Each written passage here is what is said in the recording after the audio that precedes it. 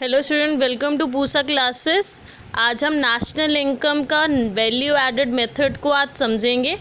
ठीक है, value added method हमारा फर्स्ट मेथड है नेशनल इनकम को निकालने का। तो इस मेथड को जल्दी से समझते हैं। वैल्यू एडेड मेथड का पहले मतलब समझ लेते हैं कि होता क्या है। वैल्यू एडेड मेथड का मतलब होता है वैल्यू का एडिशन होना। ठीक है, तो जब हम डिफरेंट सेक्टर्स पे पहुंचते हैं तो कुछ ना कुछ एडिशन होता रहता है, तो उसको हम कहते हैं वैल्यू एडिशन। और जब वो हम टोटलिंग करके लास्ट में रिज़ल्ट निकल के आता है तो वो जो मेथड निकलता है उसको वैल्यू एडेड मेथड कहते हैं। ठीक है, तो वैल्यू एडेड मेथड के लिए एक एग्जांपल कंसीडर कर लेते हैं। फॉर एग्जांपल, सीड हमारा 10 रुपीज़ का है। सीड जब हमारा फार्मर के पास गया तो फार्मर ने सीड से बनाया वीट को उसने सेल करा 20 रुपीज़ में। ठीक है, अब वीट जो है वो इंडस्ट्री ने परचेज़ किया और उससे बनाया फ्लोर। ठीक है, और उसको बेचा 40 रुपीज़ में।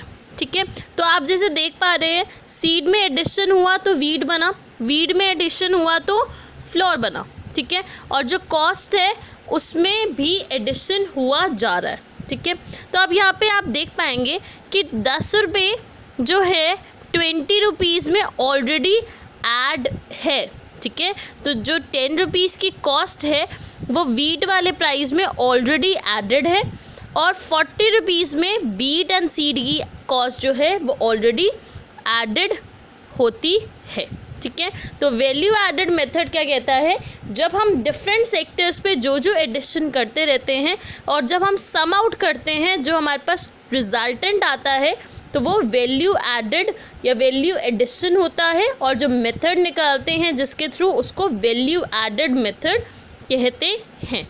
ठीक है, तो अब इसके फॉर्मूले पे मूव करने से पहले आपको ये चीज़ जाननी ज़रूरी है कि वैल्यू एडेड मेथड में क्या चीज़ निकल के आती है, रिजल्टेंट क्या होता है।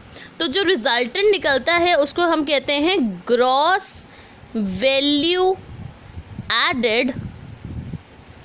ठीक है, या शॉर्ट में हम इसको GVA या GDP एट MP भी लिखते हैं। ठीक है, ग्रॉस वैल्यू एडेड, जिसको हम GVA या ग्रॉस वैल्यू एडेड का दूसरा नाम होता है GDP at MP, gross domestic product at market price.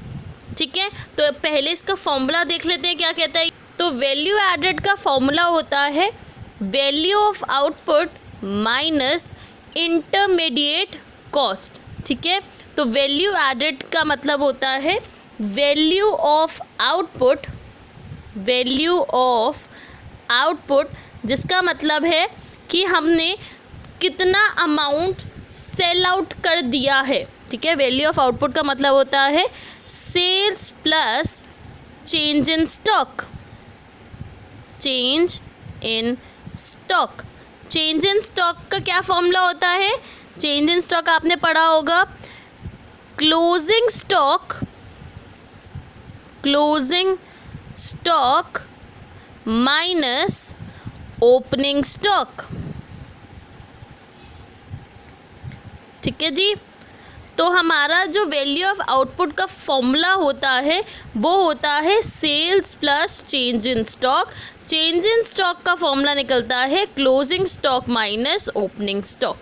ठीक है, तो वैल्यू ऑफ आउटपुट निकला sales plus closing stock minus opening stock. ठीक है, इंटरमीडिएट कॉस्ट का क्या मतलब होता है, इंटरमीडिएट कॉस्ट का मतलब होता है हमारी जितनी भी परचेजेस है।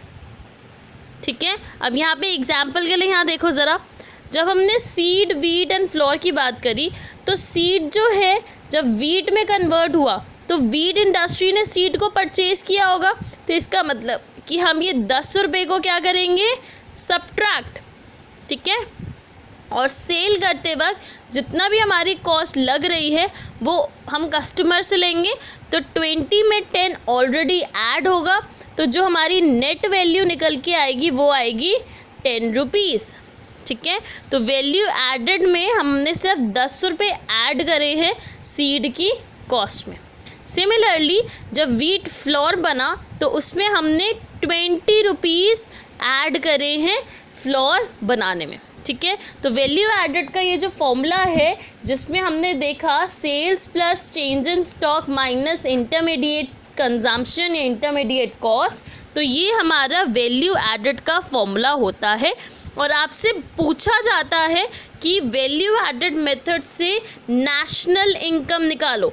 तो वैल्यू एडेड मेथड से नेशनल इनकम निकालने के लिए आपको सबसे पहले वैल्यू एडेड या GVA या GDP-MP, वैल्यू एडेड का भी मतलब GVA या GDP-MP ही होता है, ठीक है, इसमें कंफ्यूज मत होना।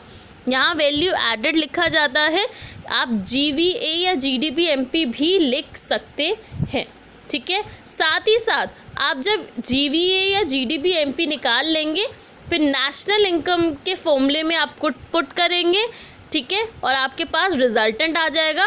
मैं आपको यहाँ पे करके दिखा देती हूँ कैसे होगा। आपको जैसे पता है नेशनल इनकम को लिखा जाता है NNP@FC, ठीक है, और अभी हमने GDP@MP फाइंड आउट करा है, ठीक है। तो अब यहाँ पे देखो ग्रॉस से नेट पे हमें जाना है तो हम डेप्रिसिएशन को क्या करेंगे माइनस, डोमेस्टिक से नेशनल पे जाना है तो NFIA को क्या करेंगे प्लस, और हमें मार्केट प्राइस से फैक्टर कॉस्ट पे जाना है तो हम NIT को क्या करेंगे माइनस। तो यहाँ पे net factor income from abroad, net indirect taxes, ठीक है, gross domestic product at market price and this is depreciation, ठीक है। आप यहाँ पे वैल्यूज पुट करेंगे, आपके पास नेशनल इनकम आ जाएगी, ठीक है। आई होप आपको ये लेक्चर समझ आया होगा। ओके, ये बहुत ही इंपॉर्टेंट कॉन्सेप्ट है। आपको नेशनल इनकम में 6 मार्कर का ज़रूर क्वेश्चन आता है। यूजुअली लास्ट क्वेश्चन जो होता है मैक्रो का वो 6 मार्कर का नेशनल इनकम का ही क्वेश्चन होता है, ठीक है। तो आप इस फॉर्मूले को ज़रूर पढ़ें, ठीक है, और ध्यान से आप इन फॉर्मूले को जब पढ़ेंगे लर्न करेंगे तो बाय हार्ट इसको लर्न करना, ठीक है। Thank you very much.